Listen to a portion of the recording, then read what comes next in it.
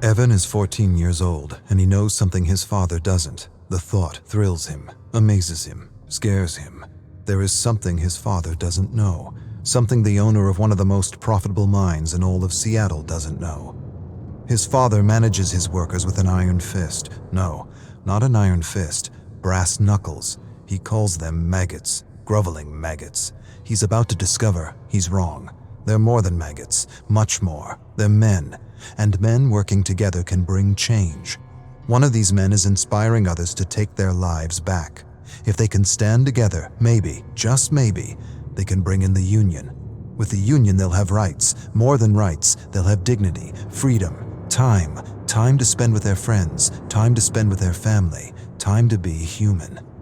Evan knows something his father doesn't know, and he feels empowered. Evan's father thrusts him to the ground, calls him weak, tells him he's got to stop being so nice to the maggots, stop talking to them, stop helping them, keep them in line, break them, let them know who's boss. If you give them an inch, they'll take a yard. They're just using you. Evan knows better than to say anything. His father punched and broke his jaw last year when he showed weakness. This year, he'd rather not sip dinner through a straw. This year, he holds back, bites his tongue. He wants to tell his father about the union, but doesn't. He feels ashamed, torn between his loyalty for his father and his friends. Bob, Tom, Jim, they deserve more. Evan enjoys creating something from nothing. He's not an artist, but he enjoys sketching, and he hides his sketches from his father. His father forbids sketching. Sketching is for weaklings, vagabonds, gypsies. He wants Evan to do worthy things. He drags Evan to his most profitable mine. He teaches him how to manage maggots. He's hands-on, very hands-on, abusive, violent, brutal. The key is to break them, break their will, break their spirit. Once broken, a human is a tool that can be wielded to do anything. Broken. It's what he did to his mother. It's what he's doing to him. But Evan still sketches. Sketching is defiance. Evan watches his father yell at one of his workers. He's sick, he wants to leave, but he's not allowed. He leaves, he loses his job. Evan feels for the man, wishes he could do something for him. He wants to tell him things are going to change. The union is coming. The union is coming, and with it a good wage and fair working hours. But the man's lungs are black and his stomach is rot. Too much stress, too much acid, not enough sleep. He collapses. His father doesn't care, kicks him in the gut. Tells Evan to drag him out of the mine. Evan drags him out. For a moment, he feels disgusted at the man's weakness and wants to put this maggot out of its misery. He's becoming his father, and he's not sure if that's a bad thing. Evan's father forces him to set a bear trap in a dark forest. His father's obsessed with hunting bears, always has been, always will be.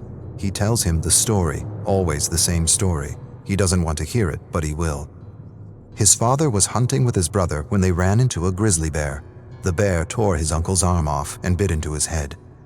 Evan's father jumped on the grizzly's back, stabbed the bear endlessly, killed the bear, ripped open its stomach to retrieve his brother's head, carried his brother's mutilated body 10 miles to their family estate. This time it's 10 miles, last time it was 5, his father grins. The story is changing with every telling. Sometimes Evan wonders if there even was a bear. Evan's inspired in a way he's never been before. Furiously, he sketches his father in a bear suit killing his uncle. He never met his uncle, but he's seen pictures. His uncle was a philanthropist, a bleeding heart, disloyal. He would have run the business into the ground with proper wages and all that socialist crap. That's why he had to go. Evan doesn't have proof, but he knows. Deep down, he knows his father murdered his uncle, tied him up, left him for a bear. There was no knife, no fight, no honor, just a terrible death for a disloyal worm. Evan suspects all this, and yet he doesn't feel disgusted or ashamed. He feels something else, something he's trying not to feel, something he won't admit to himself. Evan looms over his father's bed and watches him sleep. He hates and loves him at the same time. Sometimes he wonders what his life would be like without him. He owes him so much, and yet he's miserable and alone. He raises a massive gray stone and holds it there for a long minute that feels like forever. He could be free, truly free. But he can't, not like this. He could free himself in other ways. Accidents happen, hunting accidents, mining accidents. He could lure him into the bowels of the mine and ignite a stick of dynamite. No way he'd survive. But despite it all, Evan can't do it. His love is bigger than his hate. He owes him too much.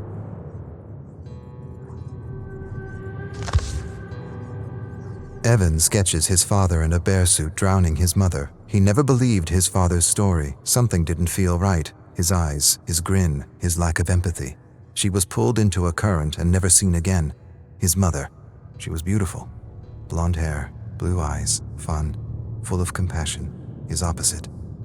She didn't just go out to swim one morning and never come back. She was getting in his way, and no one gets in his way. Not even family. Especially not family. Obedience or death. Evan's tired of obedience. Yes, he's loyal to his father, but he's also loyal to his friends. They talk to him, encourage him, think he's a great artist. He has friends. He's never really had a friend. His father wouldn't allow it. Waste of time. They're using you. Yes, he's loyal to his father, but he's also loyal to his friends. They deserve better.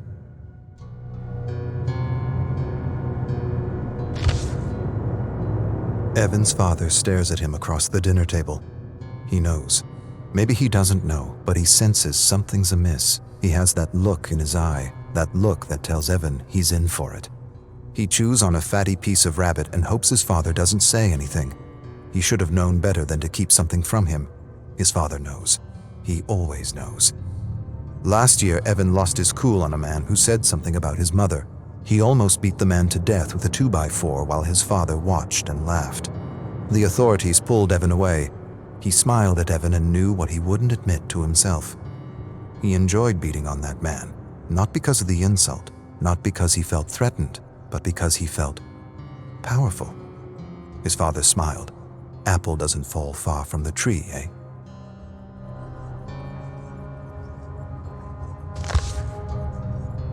Evan finds his sketches torn to bits. He puts the pieces together, all of them accounted for, except one. He doesn't have the picture of his drowning mother. His father enters his room. Despair and dread overwhelm him. He waits for a blow that never comes. Instead, his father tells him he has instinct, and instinct is everything. He tells him he inherited his instinct from his side of the family, the same instinct that told him Evan was keeping something from him. Don't pretend. I know. A few of your maggot friends sold you out for a few dollars. Evan starts but doesn't say anything. Can't say anything. The words are caught in his throat. He apologizes. His father says nothing, walks away. Evan follows him to his bedroom where he sees the picture of his dying mother, framed above the bed. His father tells Evan he will learn a lesson tomorrow, one he hopes he understands. Evan stares at his father and feels hate. Hate for the maggots who betrayed him, and for his father, respect. No, not respect. Admiration.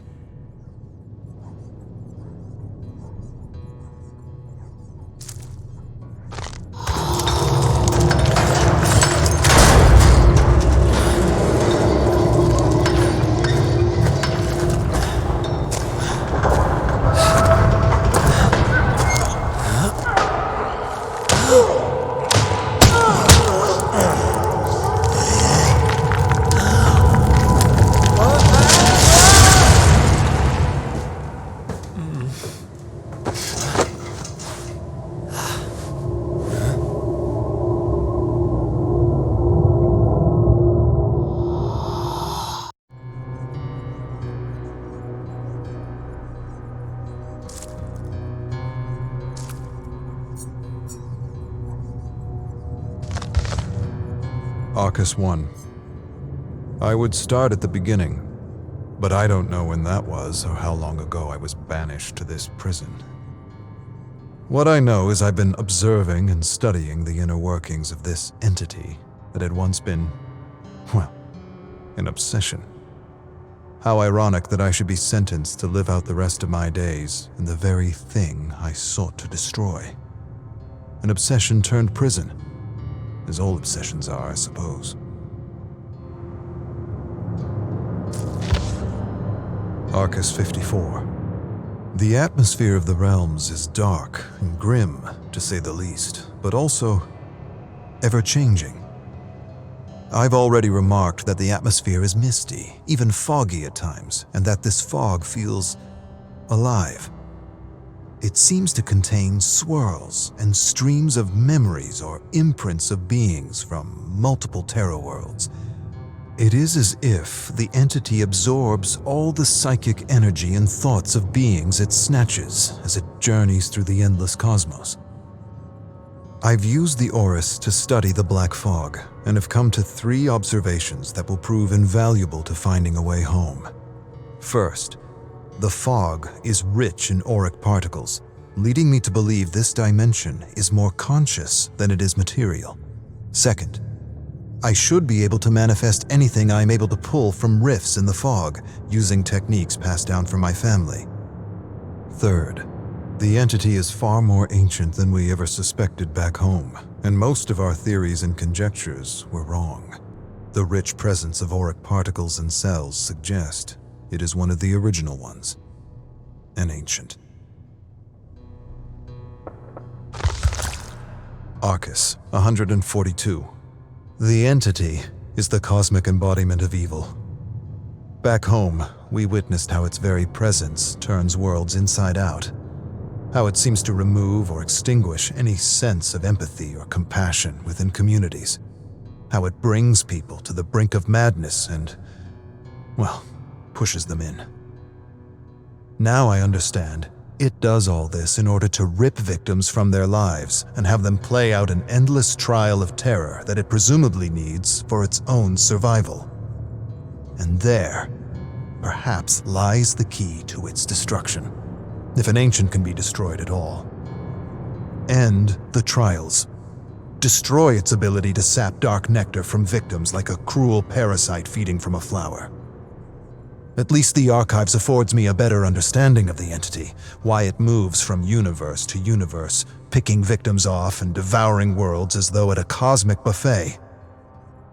What I have yet to conclude is whether it is attracted to worlds that are brimming with darkness and madness, or if it is in fact the catalyst of such darkness and madness.